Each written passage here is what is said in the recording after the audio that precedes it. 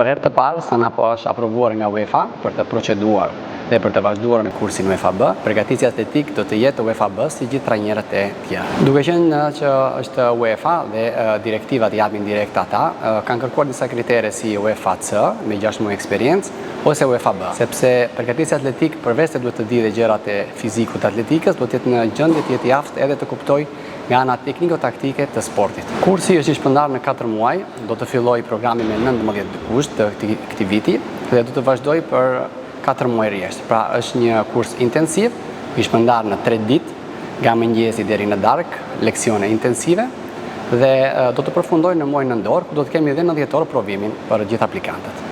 Është një kurs që do të jetë me 50% orë praktik dhe 50% orë teori, pra është një kurs interaktiv. Kandidati dhe studenti do të jetë në aft me njëherë sapo të përfundoj kursi që të lidhet e të marrë pjesë në ekipet e para.